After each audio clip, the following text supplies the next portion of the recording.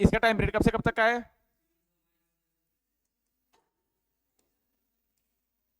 Sorry sorry,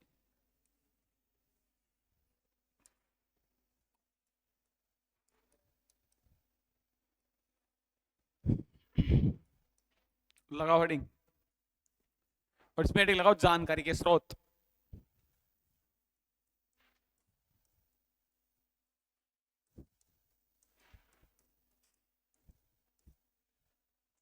जानकारी के स्रोत।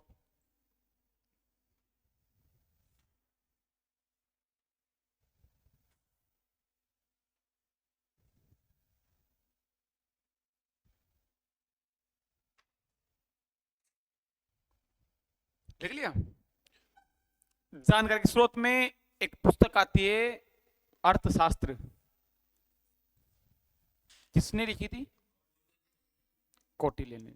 और उसके अन्य नाम क्या क्या थे? और विष्णुगुप्त। कौटिल्य की पुस्तक है अर्थशास्त्र। इस अर्थशास्त्र से हमें मौर्य काल के बारे में जानकारी मिलती है, और सबसे अच्छी पुस्तक है जो हमें मौर्य काल के बारे में जानकारी देती है, वो अर्थशास्त्र ही है। इस अर्थशास्त्र में जो बेसिकली बात बताई गई है वो राजनीतिक और प्रशासनिक बातें हैं। इसमें राजनीतिक और प्रशासनिक, इन बातों का इसमें उल्लेख किया गया है। नाम अर्थशास्त्र है, लेकिन इसमें अर्थ के बारे में बताया नहीं गया है, पैसे टके के बारे में बात नहीं है। इसमें राजनीतिक और प्रशासनिक चर्चाएं की गई है। इस अर्थशास्त्र पर दो टीकाएं लिखी हुई है। एक तो लिखी थी भट्ट स्वामी ने, एक लिखी थी भद्रभाऊ ने। दो टीकाएं लिखी हुई है भट्ट स्वामी ने और भद्रभाऊ ने। किसके ऊपर? अर्थशास्त्र के ऊपर। इसके अलावा हमें मौर्य काल की जानकारी मिलती है विष्णु पुराण से। विष्णु पुराण में भी मौर्य काल का उल्लेख मिलता है। इसके अलावा इस समय के जो जैन साहित्य थे, भद्रभाऊ एक जैन मुनि हुआ है, उस भद्रभाऊ ने कई सारे जैन साहित्य लिखे थे, उनके बारे में जानकारी मिलती है। तिब्बत के जो तिब्बती ग्रंथ हैं, जो बौद्ध ग्रंथ है, उन बौद्ध ग्रंथों से भी हमें इस मौर्य काल के बारे में जानकारी मिलती है। जानकारी क्या मिलती है उसको हम डिटेल से पढ़ेंगे एक एक के बारे में, कि किस किस के बारे में इसमें क्या क्या बातें बताई गई है। तो जानकारी के स्रोत बेसिकली से चार है: अर्थशास्त्र, विष्णु पुराण, जैन साहित्य और बौद्ध साहित्य। इसमें अर्थशास्त्र थोड़ा ज्यादा इंपॉर्टेंट है, क्योंकि कौटिल्य उसी समय का था ना। घनानंद और कौटिल्य के बीच में तुमने सीरियल देखा होगा, चाणक्य वाला। घनानंद और चाणक्य के बीच में कुछ बहस होती है, फिर चाणक्य एक बंदे को लेकर आता है, चंद्रगुप्त मौर्य। नाटक नहीं देखा, चंद्रगुप्त मौर्य सीरियल आता है ना, उसमें वो वाली चीजें जो अभी बताएंगे डिटेल से, वो अर्थशास्त्र वाला ही था ना। तो पहले बातें लिखो इसमें, हेडिंग लगी जानकारी स्रोत, उसमें पहले लिखो अर्थशास्त्र। अर्थशास्त्र, अर्थशास्त्र लिखो। अर्थशास्त्र सामने लिखो कौटिल्य। अर्थशास्त्र सामने लिखो कौटिल्य। कौटिल्य लिखो। इसमें राजनीतिक, इसमें राजनीतिक और प्रशासनिक स्थिति की जानकारी मिलती है। इसमें राजनीतिक और प्रशासनिक स्थिति के बारे में जानकारी मिलती है।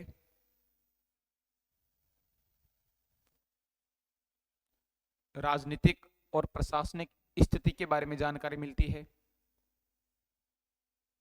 लिखो नेक्स्ट लाइन से। इस पर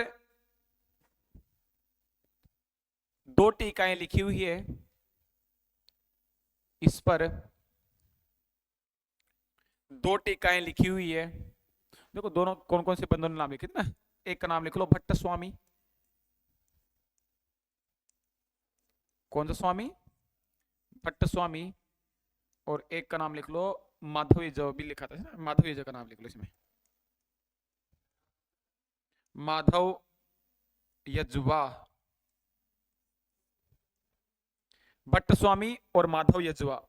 भट्ट स्वामी की पुस्तक का नाम याद रखना, प्रतिपद पंचिका। प्रतिपद पंचिका, ऐसे कैसे लिख लेना इसको ना। और हाँ, माधव यज्वा।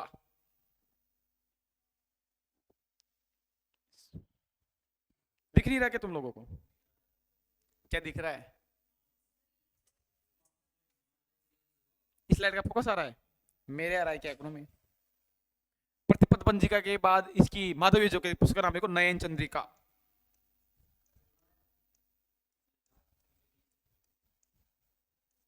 देखो, मैंने कहा कि इसके ऊपर दो टीका लिखी हुई है। दो टीका के एरो लगा को, एक लिखी भट्ट स्वामी ने, एक लिखी माधव यजुआ ने। भट्ट स्वामी जो टीका लिखी उसका क्या नाम है? प्रतिपद पंचिका। और इसने लिखा उसका क्या नाम है? नयन चंद्रिका। ठीक है ना, इतना लिखना है। बोलूं क्या मैं? कहां तक लिखा तूने? मैंने एक लाइन लिखाई थी कि इस पर दो टीकाएं लिखी हुई है।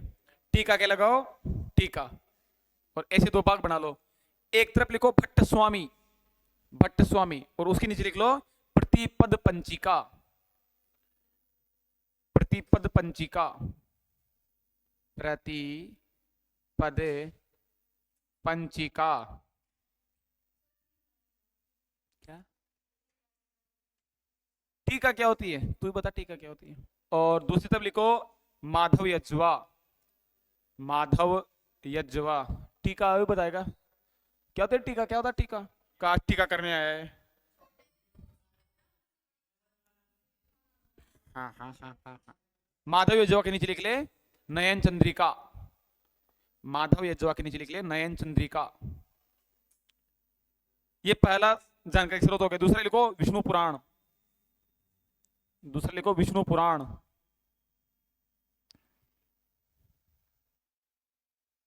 विष्णु पुराण। तीसरे को जैन साहित्य, जैन साहित्य। दो बंदों के नाम लिखोगे किसमें भी? इतना नहीं पूछता, लिखो क्या फिर भी? जैन साहित्य के नाम लिखवा दूं? लिखवा देता हूं ना, लिख लो चलो।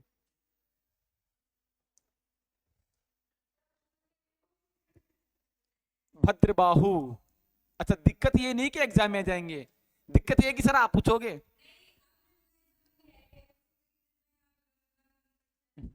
भद्रबाहु ने लिखी थी कल्पसूत्र, और हेमचंद्र सूरी।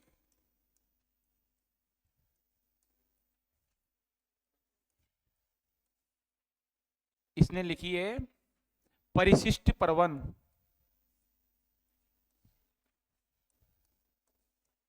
परिशिष्ट पर्वन। पूछते रहते हैं। भद्रबाहु की पुस्तक है कल्पसूत्र, और हेमचंद्र सूरी की है परिशिष्ट पर्वन।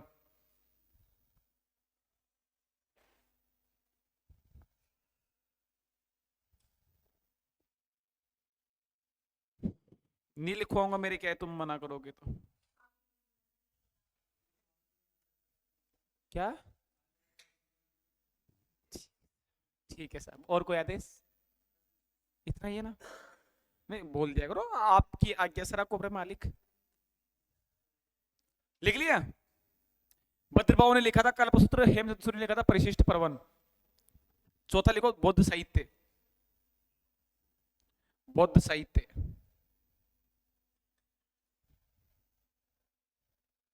बौद्ध साहित्य।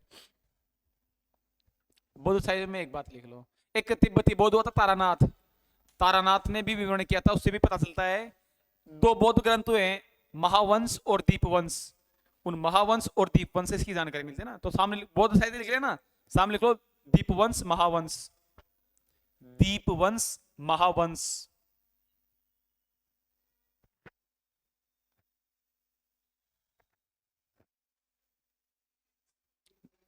महावंश।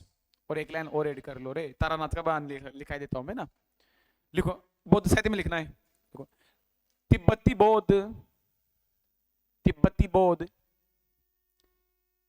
तारानाथ के विवरण से भी, तिब्बती बौद्ध तारानाथ के विवरण से भी जानकारी मिलती है, तारानाथ के विवरण से भी जानकारी मिलती है।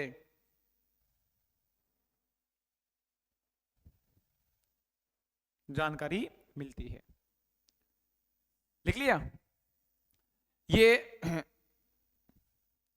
अर्थशास्त्र देख ली, जैन साहित्य देख लिए, विष्णु पुराण देख लिया, बौद्ध साहित्य देख लिया। ये तो पर्टिकुलर किसी अलग अलग धर्म से जुड़े हुए साहित्य कुछ ऐसे हैं। दो अलग से बंदों ने स्पेशली पर्टिकुलर जो पुस्तकें लिखी है वो इस मौर्य काल के ऊपर ही लिखी है। जैसे एक बंदे का नाम आता है सोमदेव, और एक बंदे का नाम आता है क्षेमेंद्र। सोमदेव और क्षेमेंद्र। सोमदेव ने जो किताब लिखी उसका नाम है कथा सरित सागर,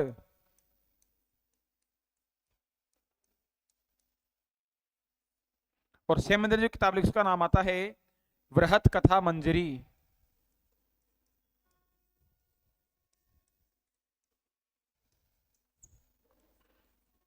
इन दोनों का नाम भी लिख लो।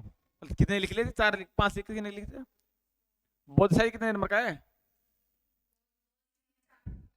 तो इसको 5 अच्छा कर लो।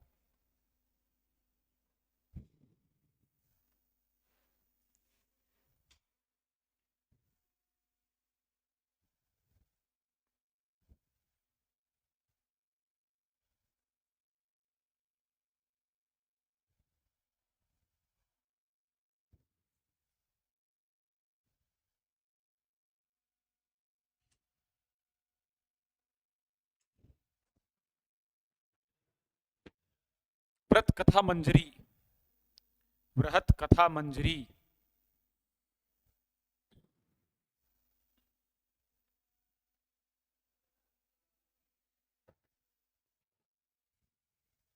लिख लिया? ये कुछ महत्वपूर्ण इनके वो है, क्या है, स्रोत है जानकारी के, जहां से हमें इनकी जानकारी मिलती। किसकी? मौर्य काल की। अब एक एक शासक को पढ़ेंगे।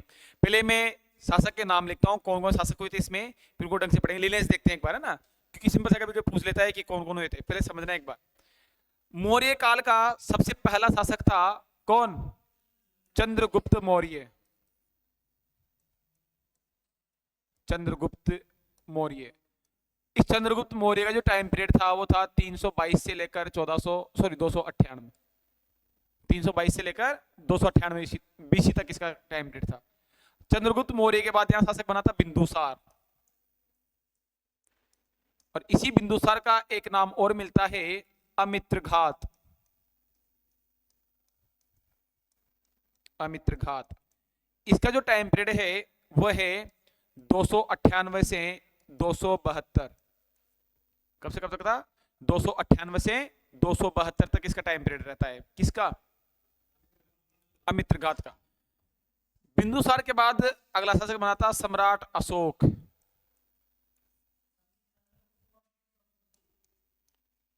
बताएंगे, सारी डिटेल पढ़ेंगे इसके बारे में, सब चीजें पढ़ेंगे।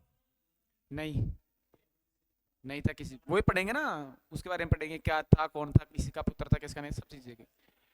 सम्राट अशोक। सम्राट अशोक का टाइम पीरियड रहता है 200, कहीं कहीं जगह 69 मिलता है और कहीं कहीं जगह 63 मिलता है। इसका रीजन क्या है वो जब पढ़ेंगे ना इसको तब बताऊंगा इसका रीजन क्या है, ऐसा क्यों मिलता है, लेकर 232 तक। और इसके बाद जो अन्य मौर्य शासक हुए हैं, ये उत्तर मौर्य शासक लिख देता हूं मैं ना, बाद वाले है ना, उत्तर मौर्य शासक। इन उत्तर मौर्य शासकों का जो टाइम पीरियड रहता है वो रहता है 232 से लेकर 185 तक। बीसी में सब है ना। चंद्रगुप्त मौर्य की एक उपाधि मिलती है सेंड्रोकोटस। सेंड्रोकोटस, ये इसकी उपाधि मिलती है। छापो एज इट इज।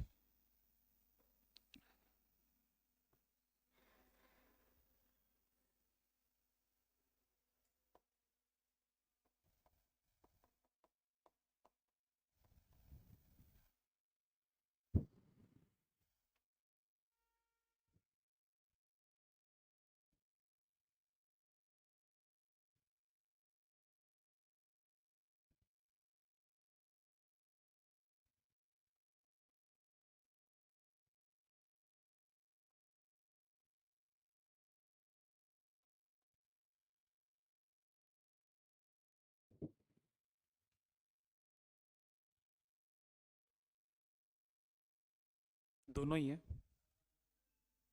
दोनों नहीं, 263 है। 269, 263 दोनों आते हैं। बताऊंगा क्यों, क्या रीजन है इसका, तो क्यों लिखे। हाँ ना, कंफर्म है माय डियर, कंफर्म है। 4 साल, क्या बोला, ओ नो, तूने कहा है ओ नो, तो तेरी आवाज जानता हूं मैं।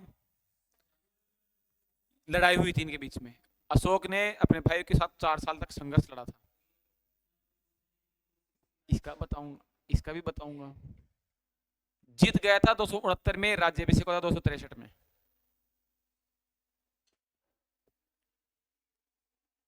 क्या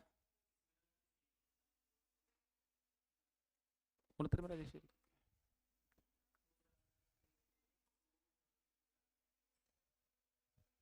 देखेंगे, सब पढ़ेंगे ना, मेरे पर विश्वास रखो यार, मैं गलत नहीं पढ़ाऊंगा यार, पक्का नहीं पढ़ाऊंगा, ऐसे मेरे नोट से हैं। हो जाता है डापा चुक हो जाता है कभी कभी मामला, क्यों टेंशन लेना, अभी तो मैं खुद सामने खड़ा हूं ना, वो तो नोट से मैं तो खुद सामने खड़ा हूं। अच्छा, इसने भी ले रखे हैं क्या, ये भी मेरे वाले ही है, क्या बात।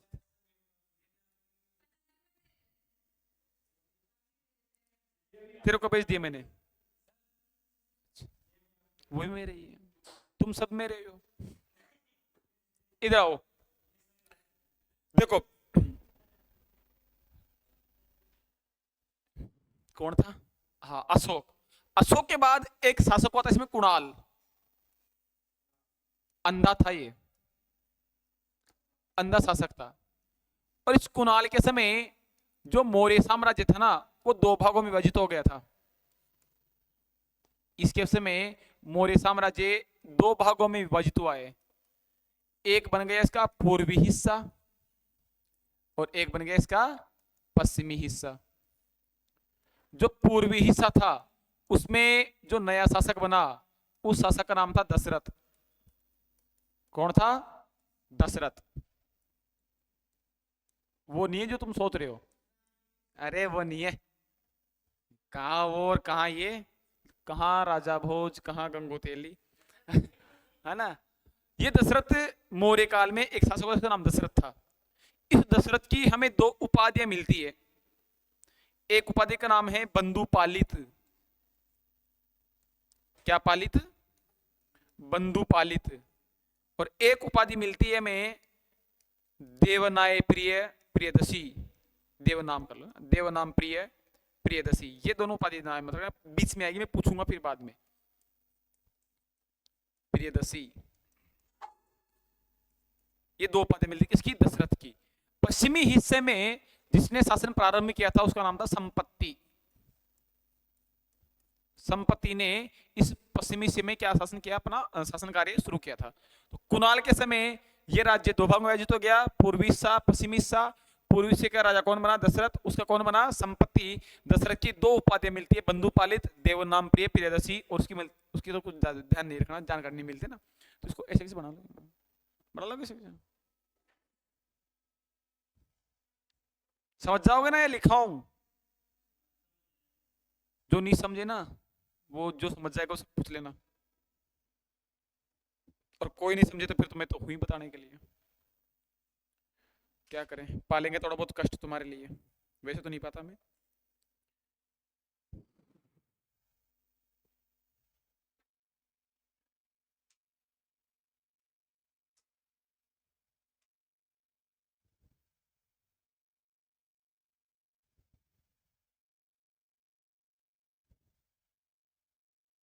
इसको बनाने के बाद हेडिंग लगा लेना, चंद्रगुप्त मौर्य।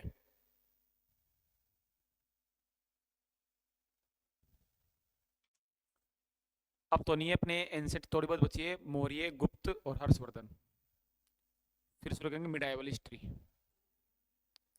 क्या, अच्छी तरह पढ़ने हैं, बाकी के नहीं पढ़ेंगे अच्छी तरह। अच्छा, बीए में आएंगे, बीए में तुम जो मैं कहानी सुनाता हूँ छाप के जाया करो, ऐसे लिटरली बीए में तो एजीटीजी छाप के जाया करो, इतनी नॉलेज भी नहीं है। मैं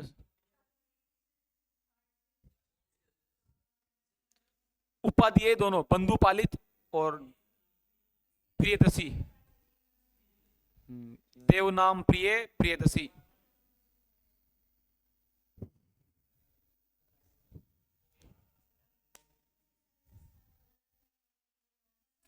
क्या आइडिया नहीं है मुझे इस चीज।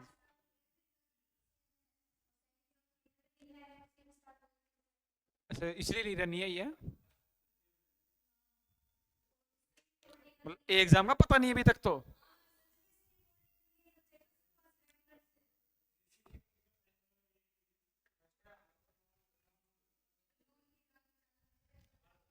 रेगुलर क्यों है, नॉन क्यों है? तू रेगुलर है, फिर एग्जाम क्यों नहीं दे रहा? राशन से नहीं है? ये बोल रहे होगे, कंफर्म कर लेना, कॉलेज में कंफर्म कर लेना, फोन कर लेना। हेडिंग लगाओ चंद्रगुप्त मौर्य।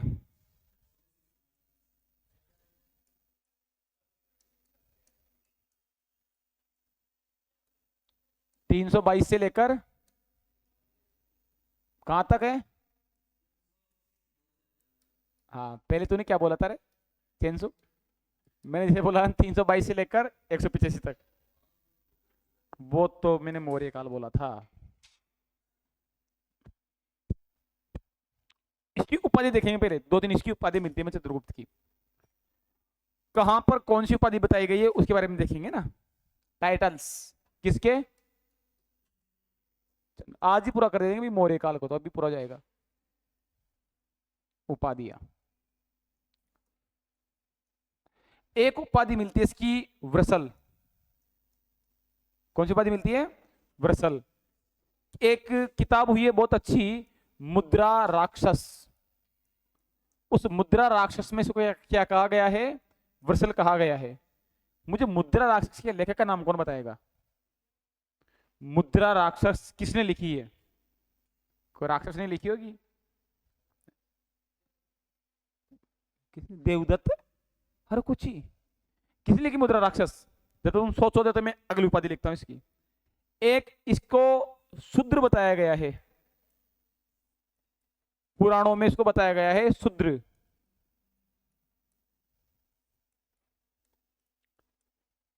इसको क्षत्रिय भी बताया गया है, भाई क्षत्रिय था। और क्षत्रिय कहां बताया है? जैन व बौद्ध साहित्य में। जैन व बौद्ध साहित्य में इसको क्षत्रिय बताया गया है। इसकी एक उपाधि हमने अभी देखी थी, सेंड्रोकोटस।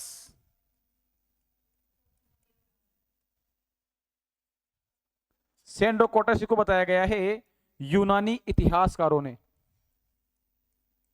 यूनानी इतिहासकार थे, उन्होंने इसकी उपाधि रखी है क्या? सेंड्रोकोटस। टिप लिया होगा तुम लोगों ने तो। हाँ, वो तो मुझे पता है ना। विशाखदत्त की मुद्रा राक्षस थे ना। ये इसकी कुछ उपाधि मिलती है, लिख लो। विशाखदत्त के ही मुद्रा राक्षस। बिना टिपे बताते तो मानता भाई साहब, बट पढ़ी क्या है? गूगल करके तो हर कोई बता दे।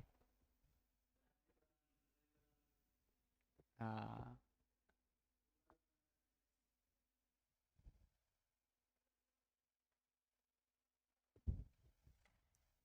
तुमने वो सीरियल तो देखा होगा चाणक्य वाला, चंद्रगुप्त मौर्य नाम से आता था। नहीं देखा? अभी चलाता हूँ, मेरे रुक जाओ। हाँ चलाता हूँ, अभी चलाएंगे, इसे चलाएंगे। बचपन में देखा था।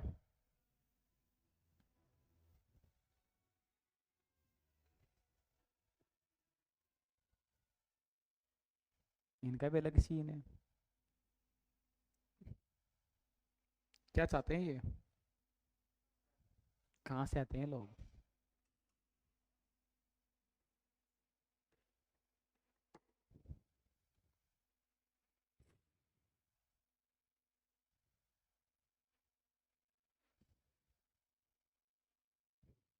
देख लिया? देखो मौर्य का नाम मौर्य क्यों पड़ा, इसके पीछे दो कहानियां हैं। चलो मैं कहानी सुनाता हूं लोगों को। नंद वंश का शासक था घनानंद। उस घनानंद ने अपने दरबार में एक बार चाणक्य की बेइज्जती की, ब्राह्मण की चोटी खोल दी। और चाणक्य ने प्रतिज्ञा ली भाई साहब कि हे राजन, तुम्हें जिस बात का घमंड है ना, उस घमंड को मैं तोड़ूंगा, और जब तक मैं मेरी शिखा नहीं बांधूंगा, जब तक मैं किसी ऐसे शासक को नहीं लाऊं जो तुम्हें हरा कर और यहां पर राज कर सके। इसे चेतावनी देकर निकल गए भाई साहब। विंध्याचल पर्वत पर कुछ बच्चे खेल खेल रहे थे। उस खेल का नाम था राजकीलम नाटक। उस राजकीलम नाटक में एक बच्चा राजा बना बैठा था, सिंहासन में बैठा हुआ था, नाटक में बैठा हुआ था। और सिंहासन में जब बैठा हुआ था और चंद्रगुप्त और चाणक्य के पास में बैठकर वो नाटक देख रहे थे, ऑब्जर्व कर रहे थे। तो उसमें उस लड़के ने उस नाटक में जो निर्णय दिया, जो न्याय के प्रति निर्णय दिया, उस निर्णय को देखकर चाणक्य उसे बहुत प्रभावित हुआ। यार एक राजा के जो गुण हैं वो इस बच्चे में पूरे के पूरे गुण हैं। तब उस बच्चे को उसने लिया कि मेरे साथ चल, मैं तुझे शिक्षा दीक्षा देता हूं और तुझे असली का राजा बनाता हूं। तब चाणक्य उसको ले गए तक्षशिला में, और तक्षशिला में उसकी पढ़ाई लिखाई करवाई, और फिर बाद में जाकर उसको एक जम्बू द्वीप का राजा बना दिया था। जम्बू द्वीप क्षेत्र है हिमालय के आसपास का, पहले भारत को जम्बू द्वीप बोलते थे, जो हिमालय के आसपास क्षेत्र उसको जम्बू द्वीप कहते हैं। वो जम्मू है, मैं जम्बू बोल रहा हूं, तो उसको जम्बू द्वीप का राजा बना दिया भाई साहब। ऐसा कहा जाता है कि उसकी माता का नाम मुर्रा था। मुर्रा, हाँ मुर्रा, मुर्रा नहीं, मुर्रा तो भैंस होती है। मुर्रा नस्ल, मुर्रा ना, मुर्रा नामक महिला से उसका जन्म हुआ था, इसलिए इसने अपने वंश का नाम क्या रखा, मौर्य रखा।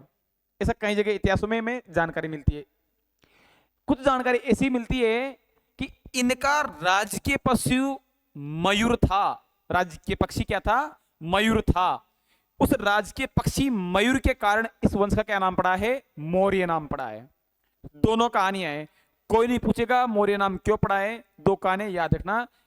कुछ लोग कहते हैं कि ये मुर्रा नामक महिला की संतान थी, और जो इसकी माताजी थी वो पिपली वन के मौर्य वंश से संबंधित करती थी, इसलिए इसका नाम, इसने क्या वंश लागू किया, मौर्य वंश शुरू किया, मौर्य कुल से संबंधित थी।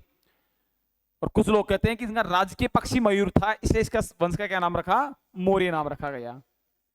फिर बाद में इसने मगध पर अटैक किया, जहां पर नंद वंश का शासक घनानंद बैठा हुआ था। पहले क्या किया इसने, राजधानी पर अटैक कर रहा था, डायरेक्ट पाटलिपुत्र पर अटैक कर रहा था, और बार बार हार रहा था। इसको बाद में किसी ने समझाया कि डायरेक्ट अंदर हमला मत करे। एक कहानी आती है कि एक बार क्या हुआ, किसी बूढ़ी महिला के घर पर एक व्यक्ति गया खाना खाने। उस महिला ने खिचड़ा बना रखा था, खिचड़ा बनाया, भूखा पैसा था, खिचड़ा बनाया बढ़िया से। बूढ़ी महिला थी, बड़े खिचड़ा डाल के प्लेट में उसके बीचों बीच बड़े घी भर दिया कि घी खा लेकर बड़े आदमी हो जाएगा। वो बेचारा इंसान भूखा था, उसको गर्म खिचड़ा अंदर घी दिखा तो उसने झपट से अंदर हाथ डाला बीच में, एकदम जैसे बीच में हाथ डाला उसका हाथ जल गया। लक्षण नहीं है तेरे को खिचड़ा खाने के, तो ऐसे मत खा, साइड में खा धीरे धीरे, जब तक बीच का ठंडा हो जाएगा फिर बीच का भी खा लेना। इस बच्चों क्या शिक्षा सीखने को मिली कि चंद्रगुप्त मौर्य को डायरेक्ट बीच में अटैक नहीं करना चाहिए, पहले आसपास के क्षेत्रों को जीत और फिर बीच में जाकर अटैक करना। तो दो बातें सीखने को मिली। पहली बात, खिचड़ा कैसे खाते हैं, साइडों से खाते हैं, डायरेक्ट बीच में से नहीं खाते, हाथ जल जाएंगे। दूसरी बात, किसी भी राज्य को जीतना हो तो बीच में अटैक मत करो, पहले अगल बगल सुलटाओ फिर बीच में अटैक करो। तो इस प्रकार से नंद वंश के शासक घनानंद को हरा कर मगध पे गया, अपना राज कर लिया और मौर्य वंश की स्थापना की थी। देखो क्या क्या सही बात है, मैं गलत कब बताता हूं, लिखो नेक्स्ट लाइन से। इसने नंद वंश के शासक, इसने नंद वंश के शासक घनानंद को हराकर इसने नंद वंश के शासक घनानंद को हराकर मगध पर अपना अधिकार किया।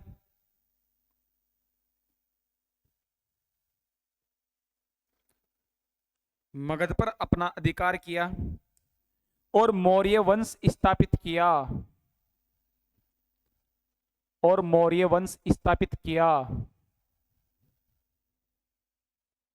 लिखो नेक्स्ट लाइन से। यह मुरा नामक महिला का पुत्र था। यह मुरा नामक महिला का पुत्र था जिसका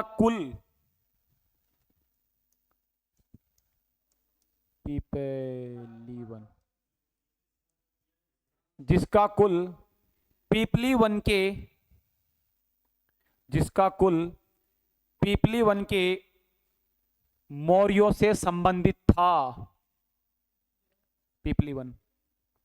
जिसका कुल पीपली वन के मौर्यों से संबंधित था। लिखो राजकीय पक्षी। मौर्य वंश का राज्य पक्षी क्या है? मयूर, नॉट मोर। हालांकि दोनों एक की बात होती है, तो मयूर लिखो। म से मौर्य, म से मयूर, य से यज्ञ। लिखो नेक्स्ट लाइन से। आचार्य कौन थे इसके? चाणक्य। आचार्य चाणक्य या विष्णुगुप्त या कौटिल्य, तीनों नाम लिख लो।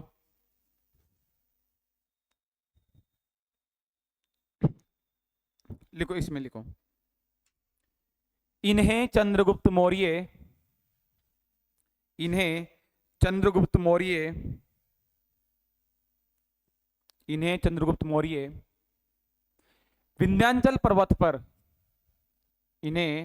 चंद्रगुप्त मौर्य विंध्याचल पर्वत पर राजकीलम नाटक खेलता हुआ मिला।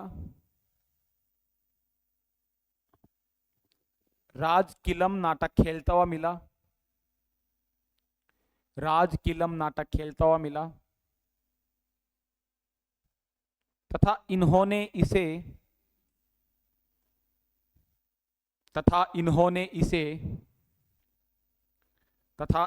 इसे तक्षशिला में शिक्षा दी।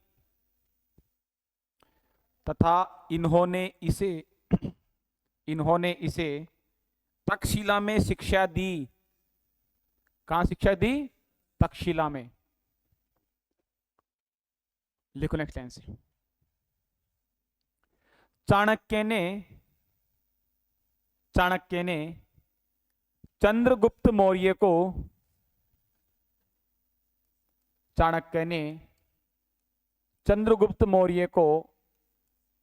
जम्बू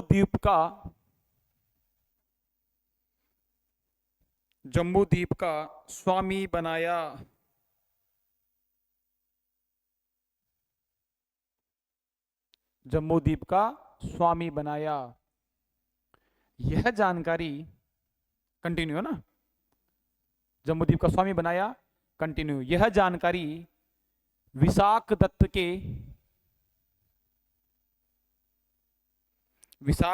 के मुद्रा राक्षस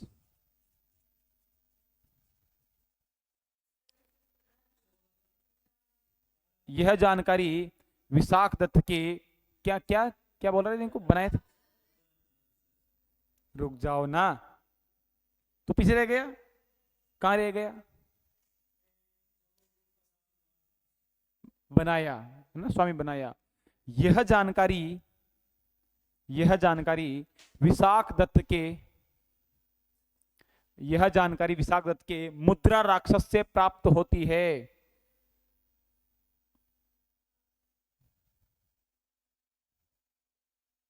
यह जानकारी विशाख दत्त के मुद्रा राक्षस से प्राप्त होती है।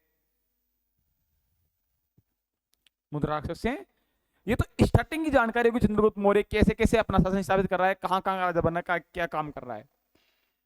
चंद्रगुप्त मौर्य के बारे में इसके अलावा और भी जानकारी प्राप्त होती है हमें। जैसे चंद्रगुप्त मौर्य के बारे में ऐसा कहा जाता है कि इसकी सेना में विभिन्न जातियों के लोग थे, अलग अलग जातियों के लोग इसकी सेना में रहा करते थे।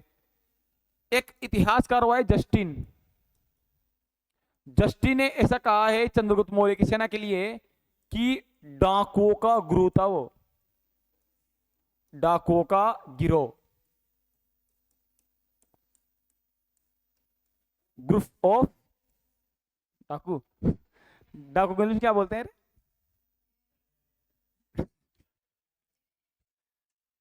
क्या बोलते हैं? इनेमी। वो तो एनीमी होता है, तो इनेमी तो होता ही नहीं है, एनीमी होता है, इनेमी नहीं होता हो ना, वो भी एनीमी होता है। डाकू क्या बोलते हैं इंग्लिश में? डाकू, डाकू क्या बोलते हैं? वाह वाह वाह वाह, डाकू तो रही की बात है, समझाना इसको। तो जस्टिस ने क्या कहा था? क्या चीप? नहीं, डाकू को अलग बोलते हैं, तो डाकू लुटेरे होते हैं। तो जस्टिन ने चंद्रगुप्त मौर्य सेना के लिए क्या शब्द यूज किया था? डाकुओं का गिरोह है।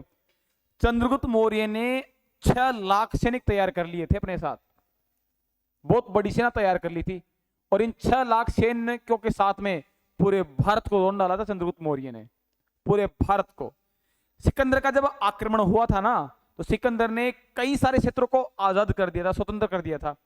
चंद्रगुप्त मौर्य की सेना की सहायता से इन्होंने वापस उन क्षेत्रों पर भी अधिकार कर लिया जिनको सिकंदर के आक्रमण से में मुक्त हुए थे, स्वतंत्र हुए थे। तो चंद्रगुप्त मौर्य ने अपने साम्राज्य को खूब बढ़ाया था, और फिर इस बड़े साम्राज्य पर बिंदुसार, सम्राट अशोक जैसे व्यक्ति आए, उन्होंने भी राज किया था। जस्टिस यूनानी इतिहासकार है, इतिहासकार यूनानी। हाँ, क्या बोल रहा है? यूनान का। हाँ बोल। रोबर, जस्टिन को बिंदुसार का भाई कहीं कहीं जगह बताते हैं, लेकिन था ये यूनान का। अभी पढ़ेंगे आगे, अभी आगे आएगा। डेरेस नाम का राजा हुआ था, उस डेरेस के नाम के राजा की बेटी की शादी हुई चंद्रगुप्त मौर्य के साथ में, उसका जो बेटा था वो जस्टिन ही था। पढ़ेंगे भी आगे ना, यूनान का था ये। लिखो क्या है, देखो। चंद्रगुप्त मौर्य की सेना में, बंद करते, चंद्रगुप्त मौर्य की सेना में विभिन्न जातियों के व्यक्ति थे या लोग थे, विभिन्न जातियों के व्यक्ति शामिल थे, जिनके लिए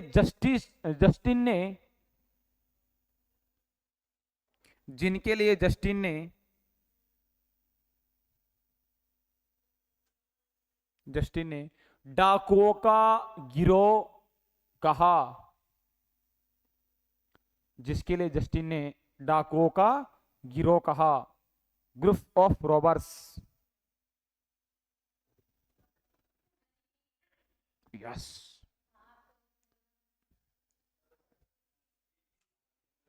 लिखो नेक्स्ट लाइन से। इसने अपनी 6 लाख सेना के माध्यम से इसने अपनी 6 लाख सेना के माध्यम से 6 लाख सेना के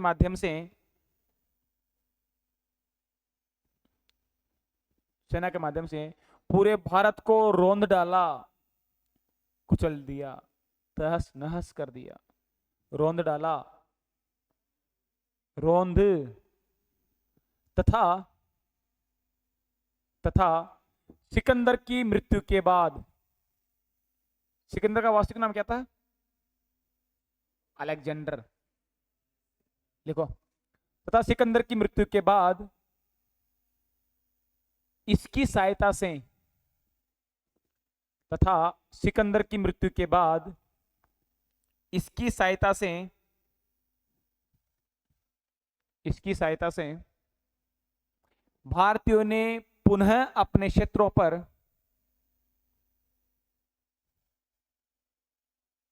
भारतीयों ने पुनः अपने क्षेत्र पर अधिकार किया।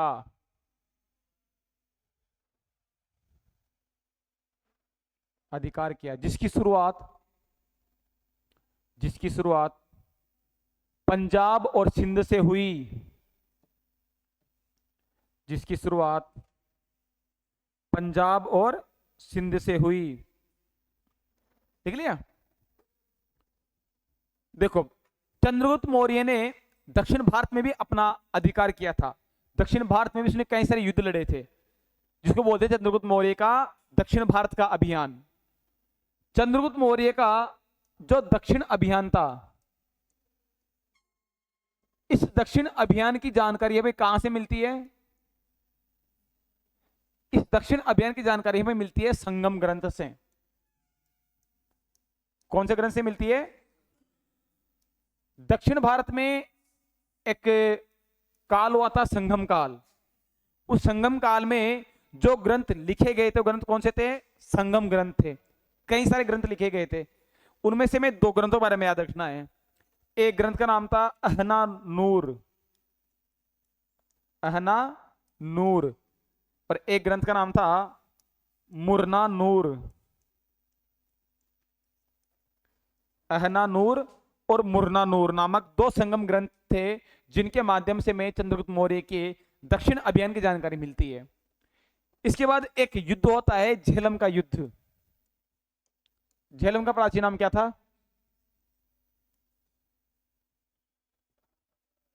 झेलम का प्राचीन नाम क्या था? मैं क्यों खड़ा रहूं भाई साहब? मैं क्यों खड़ा रहूं? जिसको आता है बैठे रहो, जिसको नहीं आता है खड़े हो जाओ। ना ऑप्शन नहीं है। जिसको आता है बैठे रहो, जिसको नहीं आता खड़े हो जाओ। तेरे को आता है? खड़ा खड़ा। ये तो पढ़ी नहीं, तो पढ़ी नहीं करना। क्या बात है? हैं? अरे ओ, काय की हिंट दे, हिंट दे ने। कौन बता रहा है? कोई कुछ नहीं बता रहा है? हाँ बोल बोल। खुद के ऊपर कॉन्फिडेंस होना चाहिए। उसके ऊपर कौन है? उसने बोला अस्किनी। गलत तो और क्या हुआ? बैठे नीचे। ए तू तो नहीं बैठा, उसको बैठा रहा हूं केवल। खड़े जाओ। झेलम का प्राचीन नाम था वितस्ता। चुप रे। झेलम या वितस्ता का युद्ध,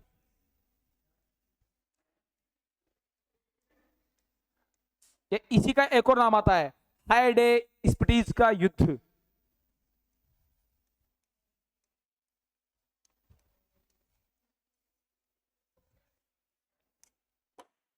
एक युद्ध है, उसके तीन नाम हैं। झेलम का युद्ध, वितस्ता का युद्ध या हाइडे स्पिटीज का युद्ध। यह युद्ध हुआ था 305 में, 305 बीसी में। किस किस के बीच हुआ था? एक यूनान का शासक था सेलुकस निकेटर, सेल्यूकस निकेटर, और एक बंदा था चंद्रगुप्त मौर्य। इन दोनों के बीच में युद्ध हुआ था। झेलम का युद्ध या वितस्ता का युद्ध या हाइडे स्पिटीज का युद्ध। लिखो इसको, पहले ये बात लिखो ना, लिखो। संगम ग्रंथ, संगम ग्रंथ, संगम ग्रंथ अहना नूर, संगम ग्रंथ अहना नूर और मुरना नूर से, अहना नूर और मुरना नूर से, मुरना, संगम ग्रंथ अहना नूर। इस स्लाइड को बंद कर दो यार विनीत, इस स्लाइड को बंद कर दो, आंखों में आ रही है। संगम ग्रंथ अहना नूर और मुरना नूर से, है अंधेरा हो गया अब तो, अहना नूर और मुरना नूर से चंद्रगुप्त मौर्य के, लिख ले, तो लिख ले, चंद्रगुप्त मौर्य के दक्षिण अभियान की, चंद्रगुप्त मौर्य के दक्षिण अभियान की जानकारी मिलती है। चंद्रगुप्त मौर्य के दक्षिण अभियान की जानकारी मिलती है।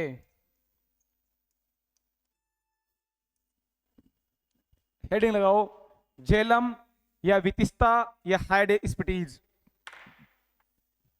झेलम या वितिस्ता या हाइडेस्पिटीज का युद्ध। हे प्रभु,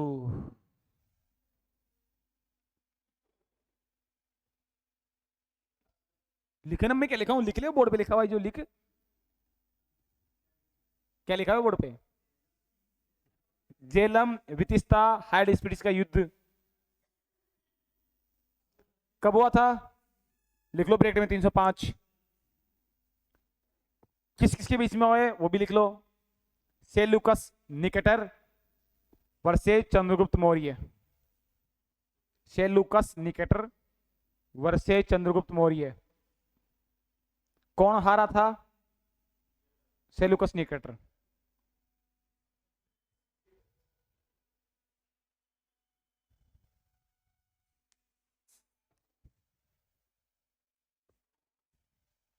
लिख लिया, पराजित भी लिख लो उसके नीचे, पराजित कौन होता, सेल्यूकस निकेटर पराजित होता। देखो लिख रहे हो क्या अभी तक, लिख लिया ना। अच्छा, इस युद्ध की जानकारी कौन देता है, इस युद्ध की जानकारी एक यूनानी इतिहासकार हुआ था, एपियानस। कौन हुआ था, एपियानस एक यूनानी इतिहासकार हुआ था। इसने बताया था कि हमारा एक शासक था सेल्यूकस निकेटर, जो युद्ध करने गया था और भगा भगा कर कूटा था भाई साहब इसको, किसने, चंद्रगुप्त मौर्य ने। इसी बात कौन बोल रहा है, एपियानस बोल रहा है। एपियानस ने कुछ और जानकारी दी थी कि यह युद्ध हारने के बाद सेल्यूकस निकेटर की एक बेटी थी, हेलेना। क्या नाम था, हेलेना। हेलेना के साथ विवाह था चंद्रगुप्त मौर्य का, फर्स्ट फॉरेन लेडी थी भाई साहब ये, इंटरनेशनल विवाह था ये, अंतरराष्ट्रीय विवाह पहली बार किसने किया था, चंद्रगुप्त मौर्य ने। अरे चंद्रगुप्त मौर्य ने, अपना तो वही है ना, अपना आदि तो वही है ना, तुम्हें हेलेना क्यों याद रखनी है। तो चंद्रगुप्त मौर्य का पहला अंतरराष्ट्रीय विवाह था, तो इसकी बेटे के साथ विवाह हुआ। इसके अलावा सेल्यूकस निकेटर के दरबार में एक राजदूत रहा करता था जिसका नाम है मेगस्थनीज, मेगस्थनीज। इस मेगस्थनीज को राजदूत बनाकर सेल्यूकस निकेटर ने, सेल्यूकस निकेटर ने चंद्रगुप्त मौर्य के दरबार में भेजा था।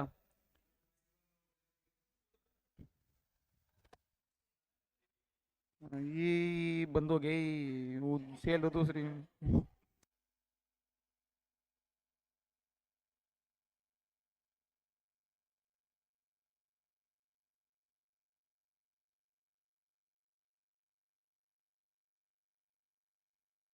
बता रहा था, क्या बता रहा था मैं, मेगस्थनीज को सेल्यूकस निकेटर ने राजदूत बना कहां भेजा था, इसके दरबार में भेजा था। और मेगस्थनीज ने एक किताब लिखी थी इंडिका। इस इंडिका से भी हमें मौर्य काल के बारे में जानकारी मिलती है। इसके अलावा चंद्रगुप्त मौर्य ने भी सेल्यूकस निकेटर को कुछ सहायता की थी। सेल्यूकस निकेटर को चंद्रगुप्त मौर्य ने 500 हाथी भेंट किए थे। कितना थी, 500 हाथी। और तो कुछ नहीं है, हाथी हाथी ले जाए तो केवल वहां मगध बिहार वाला जो क्षेत्र है ना, असम बिहार वाले, उस वाले क्षेत्र में पहले हाथी खूब हुआ करते थे, हाथी की सेना खूब थी उस वाले रीजन में, इसलिए हाथी दान में दिए थे। और सेल्यूकस निकेटर ने इसको 4 एरिया भी दिए थे, हेरात, जेट्रोसिया, अराकोशिया, ऐसे कुछ एरिया भी दिए थे किसको, चंद्रगुप्त मौर्य को, सेल्यूकस निकेटर ने। लिखो एक बार इसके बारे में बातें, कहां तक लिख लिया आप लोगों ने, लिखो नेक्स्ट लिखो। इस युद्ध की जानकारी, इस युद्ध की जानकारी यूनानी इतिहासकार, यूनानी इतिहासकार एपियानस ने दी। इस युद्ध की जानकारी यूनानी इतिहासकार एपियानस ने दी। एपियानस ने दी। एपियानस, बोर्ड पे लिखा हुआ है ना, एपियानस ने दी। लिखो नेक्स्ट टाइम से। सेल्यूकस निकेटर ने अपनी पुत्री हेलेना का विवाह चंद्रगुप्त मौर्य के साथ किया। चंद्रगुप्त मौर्य के साथ किया।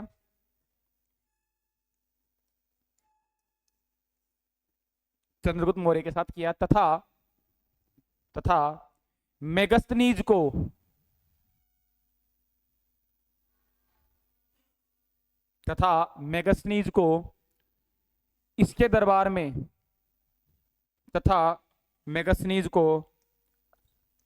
दरबार में राजदूत बनाकर भेजा।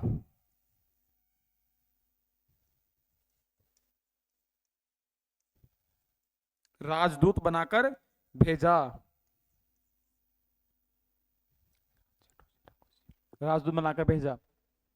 लिखो नेक्स्ट लाइन से। मेगस्थनीज की पुस्तक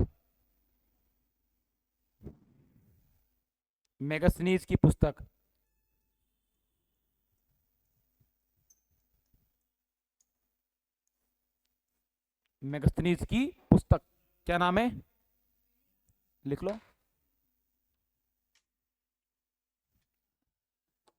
लिखो। सेल्यूकस निकेटर ने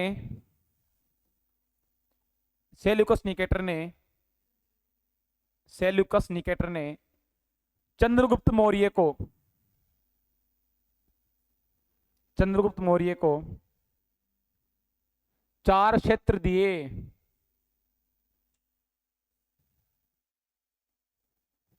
4 क्षेत्र दिए। चारों का नाम लिखो। Herat, Gedrosia, Arachosia, Paropamisadae. Herat, Gedrosia, Arachosia, Paropamisadae. ना तू कोई स्पेशल थोड़ी है कि सर बैठ जाऊंगे मैं। नहीं, क्यों बैठ जाए सभी? अभी तक तो जो राशन जी के पढ़ेंगे ना, वो उसमें भी खड़े रहेंगे। अभी तो 1 घंटा खड़े रहेंगे वो। क्या काय का टाइम हो गया? 10 मिनट बाकी है अभी तक तो। 50 मिनट में देख के आया था मैं।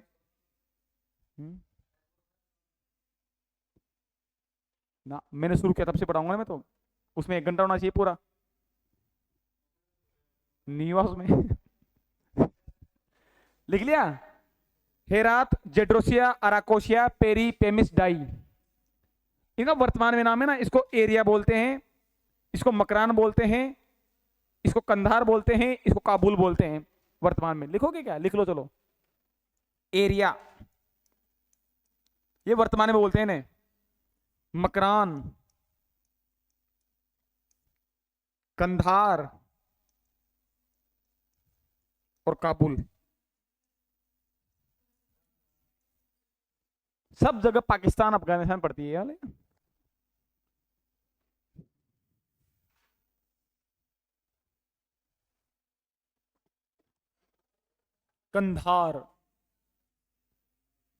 कंधार नहीं जानते तुम? कंधार, काबुल जानते हो ना? अरे तू तो सब जानता है यार। तेरा तो क्या ही बताऊं मैं। तेरा तो कुछ कहने के लायक नहीं है। तू तो किसी कुछ कहने के लायक नहीं। कहाँ बैग पैक कर रहा है? तो पेन क्यों लगा रहा है? लिखाऊंगा मैं जब तो। लिखो नेक्स्ट टाइम से। चंद्रगुप्त मौर्य ने सेल्यूकस निकेटर को, हाय हाय, कोई बात नहीं।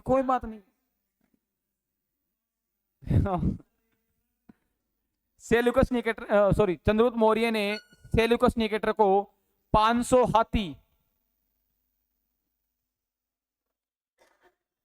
हाथी दान में दिए। 500 हाथी दान में दिए। कितना दान में दिए? देखो आपको एक अच्छी बात बताता हूं। एक किताब लिखी थी मैंने अभी, परिशिष्ट पर्वन लिखा था नाम। किसकी किताब थी? हाँ, पेज थोड़ी पलटने हैं। परिशिष्ट पर्वन किसकी किताब थी? तेरी तो नहीं। वाह, तुम्हारा ध्यान बताओ किस पे? सर छोड़े कब छोड़े, सर कब छोड़े। पढ़ा दिया ना उसको, तो पढ़ लेंगे बाद में, देखें अभी छोड़ो। ओ भाई, ओ भाई। हाँ, ऐसे नहीं करना ना। खड़े हो जा, तुम भी खड़े हो जा। खड़े हो जा, हो जा, जा। अगर आंसर आता है तो बैठी रहे, नहीं आता तो खड़ी हो जा। हो जा फटाफट खड़ी। किसी को नहीं आता? जिसको आता है बैठ सकता है। हाँ? अब खड़े रहो तुम। एक पुस्तक थी परिशिष्ट पर्वन।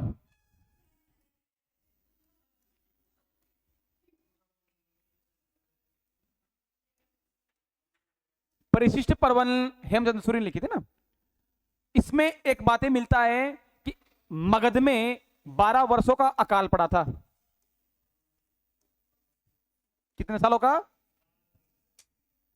12 वर्षों का अकाल पड़ा था। इसकी जानकारी मिलती है परिशिष्ट पर्वन से। और इस अकाल के दौरान चंद्रगुप्त मौर्य ने अनाज वितरण किया था। इस अकाल के दौरान चंद्रगुप्त मौर्य ने क्या वितरण किया था?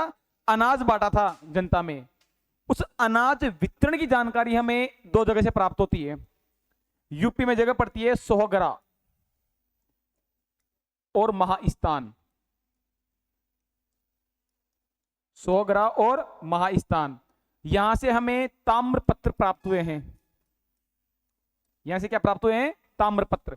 इन ताम्रपत्रों से हमें अनाज वितरण की जानकारी मिलती है। लिखो, परिशिष्ट पर्वन के अनुसार, परिशिष्ट पर्वन के अनुसार, हाँ हाँ, परिशिष्ट पर्वन के अनुसार मगध में 12 वर्षों का अकाल पड़ा। रवीना सोच रही हो कि मैं क्यों खड़ी हुई बात। 12 वर्षों का अकाल पड़ा। हाँ लिखो लिखो, 12 वर्षों का अकाल पड़ा। लिखो नेक्स्ट लाइन से।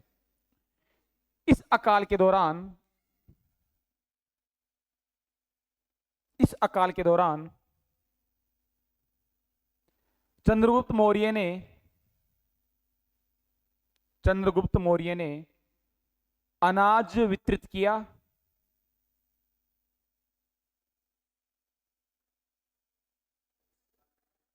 अनाज वितरित किया जिसका उल्लेख, जिसका उल्लेख सोहगरा व महास्थान, जिसका उल्लेख सोहगरा व महास्थान ताम्रपत्र में है।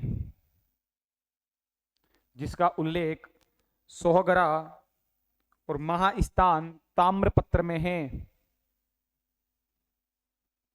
मार दे भी इसको, मार देते हैं। आज ही मारेंगे बावला, कल तक जिंदा रखेंगे तो फिर क्या पता कहां कहां अटैक कर ले ये। एक जैन आचार्य हुए हैं भद्रबाहु, नाम पढ़ा था अभी हमने। भद्रबाहु किताब का क्या नाम है? भद्रबाहु की किताब का क्या नाम है? कल्पसूत्री, कल्पसूत्र है। तो खड़े रहो, तो अच्छी बात है, बता दे तुम्हें, तुम्हें पता है, अच्छी बात है, तुमने बता दिया। भद्रबाहु जैन आचार्य, इनके कहने पर ही कर्नाटक में एक जगह पड़ती है मैसूर, और मैसूर में भी एक जगह पड़ती है स्वर्ण बेलगोला।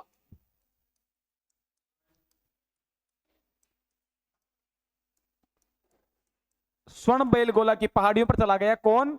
चंद्रगुप्त मौर्य। किसके कहने पर? भद्रबाहु के कहने पर। और वहां जाकर जैन धर्म की एक विधि होती है संथारा, इसी का एक और नाम आता है संलेखना। संथारा या संलेखना विधि के माध्यम से अपने प्राण त्याग दिए। जैन आचार्य भद्रबाहु के कहने पर या इसके परामर्श से स्वर्ण बेलगोला मैसूर कर्नाटक पर संतारा या संलेखना विधि के माध्यम से क्या डाल दिए? अपने प्राण त्याग दिए। ये होती क्या है? भूखे रहकर मरना, भूखे मरना है ना, शरीर को दुखी देकर फिर मरना है, मरना निकमे खा पी के मर, बड़े से मर, ऐसे क्यों मरता है। संतारा संलेखना विधि होती है जेंडर में अभी चलती है, लेकिन अभी ये अवैध है, कानून के तहत इसको नहीं कर सकते, तो अभी तो सरकार ने बंद कर रखी है। बट संतारा संलेखना विधि के माध्यम से अभी भी कुछ कुछ जैन साधु या साधुवियां प्राण त्यागती है ना। तो ये लाइन और लिख लो, प्यारी सी लाइन है, अच्छी सी लाइन है, लिखो। जैन आचार्य, जैन आचार्य भद्रभाव के कहने पर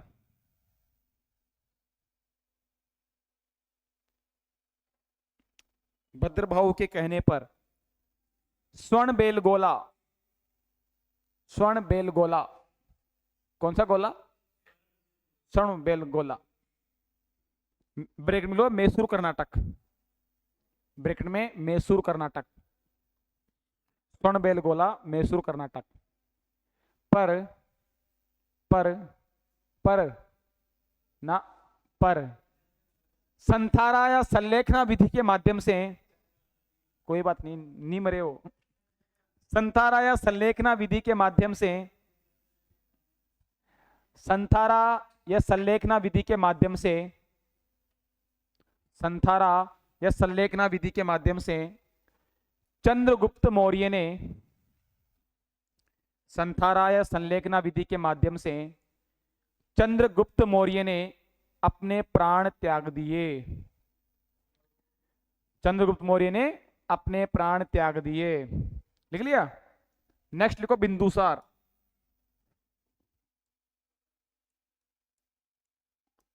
बिंदुसार शासन का कितना था इसका, 292 से 272 बीसी, हाँ सॉरी लगा हेडिंग, बिंदुसार 298 से 272 बीसी। देखो दिक्कत क्या थी कि इसके जन्म से ही इसके शरीर पर छोटे छोटे धब्बे थे, छोटे छोटे दाग थे, इसलिए इसका नाम क्या रह गया, बिंदुसार। क्यों इसके शरीर पर छोटे छोटे धब्बे हुए, ऐसा क्या रीजन था कि जिस कारण इसके शरीर पर धब्बे हुए, ये एपिसोड देखने के लिए देखते रहिए ये न्यूज चैनल, और मिलते हैं कल इसी समय इसी टाइम पे, ठीक है।